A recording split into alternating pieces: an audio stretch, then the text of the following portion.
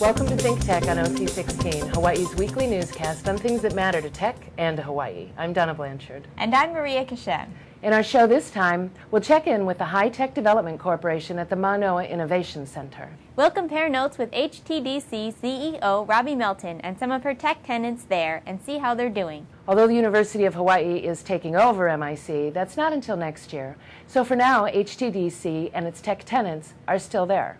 So we drove out early one morning to meet with Robbie Melton to see how things are and take a walk around MIC. I'm always interested in the, the interaction between the tenants, the community they make for themselves, the advice they get from each other, the sharing that goes on simply because they're neighbors.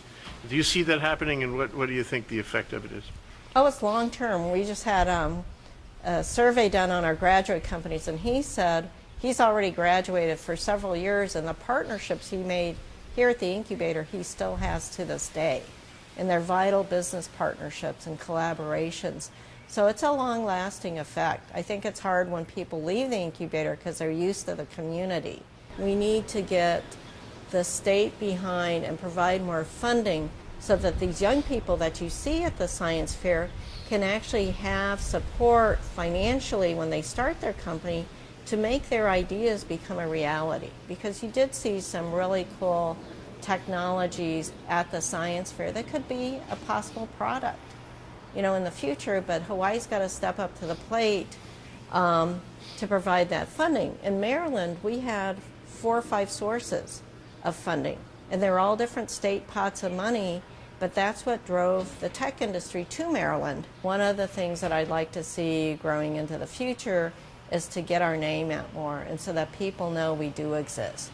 I mean, we do the Wetware Wednesdays, we host those once a month, but it would be really good if we had a greater marketing campaign so that people really knew who HTDC is and the different types of programs we have to offer, because it'd be great if we could, have people just beating down our doors saying, we want more.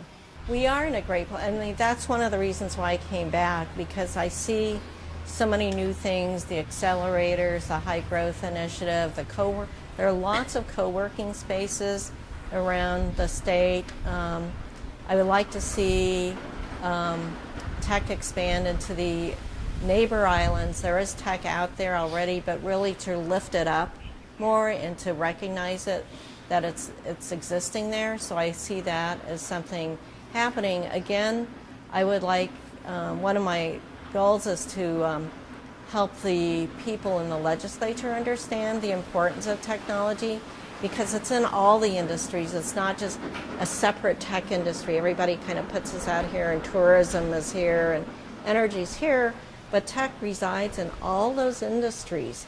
And I think the legislature needs to know that. And they're always talking about we need to have our people stay here, our young people here, and not leave and not come back. So we need to offer them the jobs and technology, and that's what HTDC is here for, is to help create those jobs. In our tour that day, we met with a number of the tech tenants at MIC to see how things are going with them. So Hyperspective Studios is a digital creative agency, and our real purpose in life is to inspire belief in our customers' products and services, and through that we create all kinds of things like technology, websites, applications, mobile apps, games, videos, animation, all kinds of really fun stuff. We kind of operate like a startup because Hyperspective Studios does a lot of services for clients, but we also spin off projects. So we do some educational projects. We started a company called Lesson Tracks, where we started developing an education technology, an education platform to engage kids in education. And we do some media properties as well. Everything that we do is stemmed on the idea that we're going to inspire somebody creatively, to change their life, whatever that might be. We just love to inspire people. So having the opportunity and support that we have here in Hawaii to do that is really essential to continue that. It's an innovative retirement planning app. How does it work? Well, it basically does 2 things. Let me ask you this. What do you think is the most important financial goal to all Americans, or most Americans? What's the most important financial goal? Retirement. Retirement planning, right? And the two biggest fears that people have for retirement planning are, one, will I have enough money saved when I retire? And two, will I make sure I don't have enough, or I make sure I don't run out of money after I retire? So Nestegg Guru does those two, answers basically those two questions, or solves those two fears. It's basically comprised of two calculators. One, how much will my nest egg be worth when I'm ready to retire? And two, how long will my money last after I'm retired? I tried scores of other calculators and was extremely frustrated with the fact that most of them have flaws and really don't produce the sort of information that people need to plan adequately for retirement. So Nestegg Guru is entirely different. It's basically, I've tried to build a better retirement planning mousetrap. We have two core competencies. Our main technologies are focused on long-wave, infrared, hyperspectral imaging sensors, and also underwater explosives detection systems. Where'd you learn this? Well, most of our scientists and engineers have been trained either at the University of Hawaii or on other mainland universities. That's pretty advanced stuff. Who is your target market? Our target market is the Department of Defense. So the Army Night Vision Laboratories, the Army Edgewood Chem Biodefense group funds quite a bit of our work. Also, the underwater stuff is focused on our Navy sponsor for counter IEDs. Okay, so you're in a dual use program. Yes, we participate in the dual use program and work towards commercializing all of our products. Okay, so what happens in this room? So this is an optics lab that we're in now, and this is where we do a lot of our kind of test bed development, prototype development. We've got a microscope, a long-wave hyperspectral microscope system set up here without the cameras. We've got compact, ultra-compact hyperspectral imaging systems here, power supplies. It's just an optics lab. Undefeated Games has a single app. It's called DareShare. It's been in the App Store since June. We're trying to launch into the Android market as well. And it's a photo sharing app dedicated to sharing silly stunts and funny stuff. Okay, is it out there now? Yeah, our target market students, and it's on the App Store. You can get it on your iPhone, iPad if you look carefully. And we're, like I said, we've got our new web app built out, and we're trying to release our Android port. Okay, well, I imagine it's at least viral by now, but how viral exactly right now? Well, there are additional things our users want, and we're working very hard to build those in. So it's an ongoing process for sure. How do you find out what they want? We just go down to UH, and I got an intern there, and kind of seed the market. Free pizza always helps. Have them do a list of stuff we need them to do, see how easy it is, things like that. You start to see trends pretty quick. We do product development for our clients. They come to us with an idea. Sometimes it's basically just some sketches on a napkin, and we basically provide the engineering services to bring that product idea to fruition. We do electrical, mechanical software, and even like other artsy industrial design to get that product all the way to manufacturing for our clients. So we're a full service house basically. How did you learn how to do that? We went to school. A lot of our, actually all of our staff are engineers, and so we have a lot of experience with past companies as well as the current one that we've worked on a lot of projects that uses all these engineering skills to develop these products. Mm-hmm. Okay, can you have them manufactured for me? Are you able to do that? Excuse me? Can you have them manufactured for me? We don't have manufacturing facilities. All we are is a design house. Yeah. So what we do is we use like CAD design tools to design the electrical circuits. We do the drawings for the mechanicals. We can do the software, but actual manufacturing is done in the mainland. So we send our designs out to these production facilities, and at that point, they take care of producing it. Smile. There it is. Okay, Shaka. We're a fashion incubator space, so we have designers that work out of here with their own brands, and then the Cut Collective also helps other smaller designers do their cut and sew production here in Hawaii. What's your business model? Do you charge people for coming in here? One of you must know. So the designers rent out of our workspace. And we also are a design consulting company and manufacturing, so our clients run their brands through our company. And what is your connection with the growing fashion industry? I think we're in exciting times right now. The state, the governor, the whole community seems to be pushing for fashion and arts in Hawaii, so I think it's a really good time for creatives to show off their brands and their talent.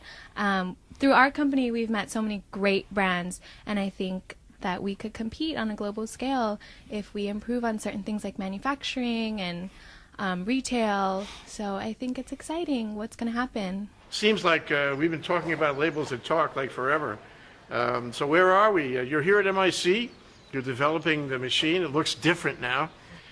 You certainly in another chapter, another level of development. So tell us what's going on. Well, we've come an awful long way since I did that first demo with you. We started off with our labels that talk, which is a unique two-dimensional barcode that actually stores sound and other data inside the barcode itself. Back when we started, we actually built and designed our own hardware for doing that. Since then, cell phones have come along and developed capability, smartphones, to actually decode and read these barcodes themselves. So we've spent the last 2 years getting our code to run on the smartphones and getting to run well enough that it works very effectively, and that's where we're at today. So let me tell you a bit about SoundPaper. You've probably seen QR codes around. Mm-hmm. Typically when you scan them, they might bring your cell phone browser to a website, if you're lucky. So often they fail because you're in the back of a big box store, you're in an airplane, or perhaps you just have AT&T as your service provider. But SoundPaper never fails because we put all the information you need in the barcode itself. So for instance, one of our big markets is advertising. And imagine this Geico ad here. And we simply scan the ad. And this is real. This is not a dummied up test. 15 minutes can save you 15% more on car insurance. Everybody knows that. So that's a Geico ad. So what we're teaching is software development. Over the course of 12 weeks, we're teaching software development in kind of a boot camp style where all the students come into the classroom here every day for 11 hours a day or more. And really we come in and we just build software. We teach and build the entire time. So a lot of, as you can see, kind of whiteboarding. You know, we as we're kind of working through stuff, we cover things as they come up in building real software, and that's really our approach. Is that learning is best done through action. They all have their own computers, yeah. Yeah. So they all follow along with you, and they're coding while you're showing them, you know, the elements of the coding. Yeah. So essentially, we start. It's all project based. So we actually start with a project and say this is what we're going to build, and kind of just go over really even just a little bit of kind of how to get started, a little bit about kind of what we're doing and things to keep in mind and what our direction, our focus is, and then. Kind of as we get deeper into projects or new projects, we kind of do the teaching that way. Is that okay? You know, in building what you're building now, this is kind of concepts and terminology and that are relevant right now, and they kind of execute on it at the time, and rather than just trying to remember something that they heard, you know, several months ago, it's more going back to you know, we kind of say it's muscle memory. Is that they go back to, oh, I remember when I did this, you know, not that I heard about it at some point. I remember when I did this, and that's really kind of even what we've been doing this morning is we introduced a framework yesterday and let them kind of jump into it. And we're kind of focused on application development and solving really important problems like, you know, traffic. What we did was we released a small app called StallShare, which is still in kind of like a public beta right now, where people can rent out their driveways to other people, that they're commuters that are looking for a regular place to park their car. And you know, while people don't think of parking and traffic as intrinsically related to one another, it's actually very related. About 34% of traffic congestion is due to people finding parking. So if you take 14-block radius, like in downtown Chinatown, You're seeing about 2 million miles, 2 million vehicle miles traveled a year, which is enough to get to the moon. I think it's 4 trips to the moon. And so if we can solve that traffic problem and start to commoditize parking, so that parking is not free but available, then we can actually help with the traffic problem. So potentially we could alleviate traffic by something like 10 minutes, which would be huge. So how does it work? It's just it's a peer-to-peer marketplace, kind of like if you own a driveway in an area where you have a lot of commuters and that doesn't have good parking infrastructure, let's say around hospitals, downtown, Manoa, where we are, around UH, Punahou, Kapahulu area where there are a lot of small businesses but they don't have a lot of parking. Those are all terrible places to park for anyone that works in those areas. If homeowners could open up their driveways while they're not in use, assuming that they're probably commuting somewhere during the day, then they could rent it out and monetize off of their really lazy driveway. Because right now they've paid for those driveways and they're not using it most of the time, right? So just a way to optimize that and create a marketplace and help to solve the traffic problem at the same time. We're talking about having an impact on things like osteoarthritis, rheumatoid arthritis, diabetes, macular degeneration, prostate disease. I mean, these are all the biggest cardiovascular disease, liver disease. These are the biggest unmet medical needs that are out there, and we've made a lot of progress. As you know, we've recently gone public. Yes. And we've reverse merger. Yeah, we did a reverse merger public. We're now trading, now a public company, about $150 million market cap, which is what the market is saying that we're worth today. So, I mean, we've made a lot of progress. We signed a major exclusive commercialization deal with BASF just in 2013. So, you know, they see something. So things have come along, and you know, I know it's been 10 years, but it feels like just yesterday. I think. For me too. Yeah. So what are your primary projects? What are your primary products these days? Well, we're still working on the same astaxanthin anti-inflammatory that we've always been working on. Mm-hmm. We are expecting commercialization with BASF to take place in a relatively short period of time. And we think it has application as both a dietary supplement or what we call a nutraceutical, and as a pharmaceutical as well. The biotech interest from Wall Street is very large, and we think there's opportunities to accelerate our program, perhaps compared to a few years ago as well. So we're very optimistic, actually. The entrepreneurs we met had great plans and aspirations for their companies, and it was encouraging to spend time with them. But tech and incubation are changing these days. If MIC is not replaced, it could be the end of HTDC and the end of an era in Hawaii. At the same time, transitions can also be opportunities. Assuming the legislature funds a new MIC for HTDC, it could be a new and maybe even more energetic chapter for tech in Hawaii. Things are looking up for $22 million in funding to build a new MIC in Kaka'ako. But there's still a long way to go for HTDC to achieve a successful relocation. HTDC and its tenants will undoubtedly miss MIC and its grassy courtyards, spacious conference rooms, and shared corridors where they could meet and collaborate. We hope that HTDC can develop a new incubator, at least as good as MIC, and that its move turns out to be a positive move for tech. MIC is iconic. As it goes, so goes the development of tech and diversification of our economy. It's a critical canary in our coal mine. That's why ThinkTech will continue to visit and support MIC wherever it is and cover HTDC's efforts and the success of its tenants. We can only hope our state officials will support HTDC and MIC going forward, and that you, our viewers, will encourage them to do so.